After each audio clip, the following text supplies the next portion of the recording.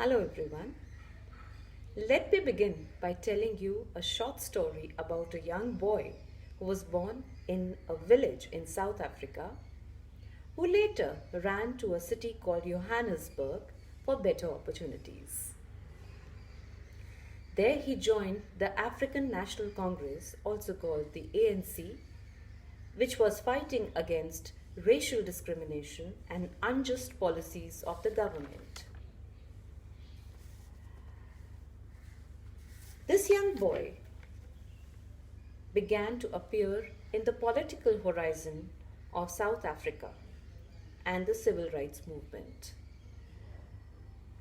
He led the ANC's 1952 campaign for defiance of unjust laws. Dear children, by now you may have guessed who this young man was.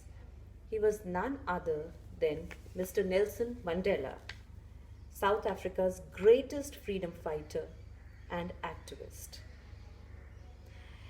Mandela went to prison a number of times.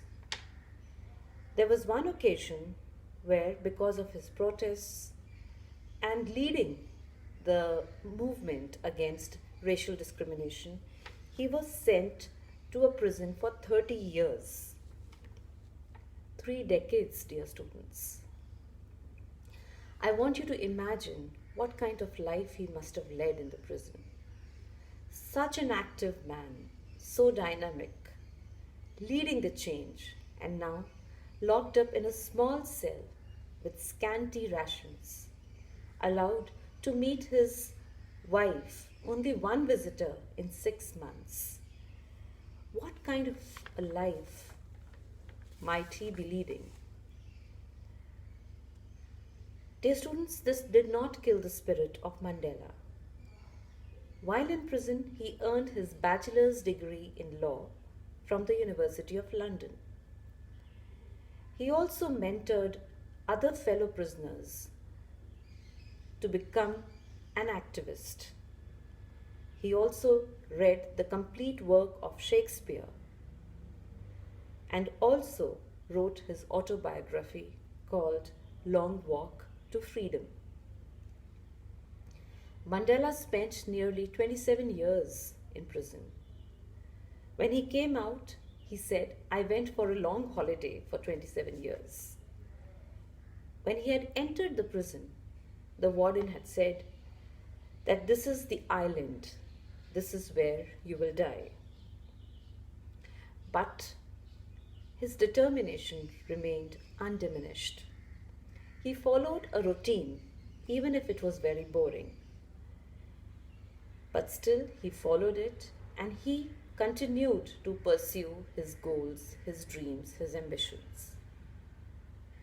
When, in the year 1989, F.W. de Klerk became the President of South Africa, he lifted the ban from ANC. In 1993, Mandela was awarded the Nobel Peace Prize. And in the year 1994, he became the President of South Africa. So students, what lesson do we learn from here? Let us not look down upon lockdown and think of it as a time to learn, to understand things which were always around you, but you never had the time or dreamt of pursuing them. It is said that out of difficulties grow miracles. So use this time wisely. If you are fortunate enough to have a supply of internet, then use it to see a bit of history, learn about geography, and learn a lot about science. There are so many websites which will help you do so. Do a do-it-yourself project in which you can learn plumbing, carpentry, basic electrician skills. You can also do a science project. Why not join a singing class online? It would be a good idea if you can chat with your friends online.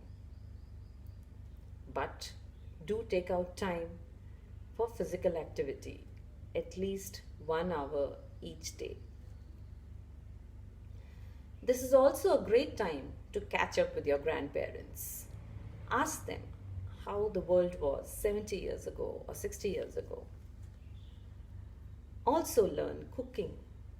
Irrespective of your gender, learn how to cook because these skills will come handy when you go to hostels for higher education. Also, I would recommend that you do a science project or a geography project and also clean up your cupboard, bookshelves. Won't that be great? The point is, dear students, that this unexpected lockdown or a breakdown of life can be a wonderful turning point of your life. Try to rediscover yourself. Instead of thinking of the things you can't do, think of the things which you can do and discover that there is so much around you which you never really noticed. And when we come back to school, assemble in the assembly hall, I'd like to hear your stories of how you coped with this lockdown. Have a great time. Good luck.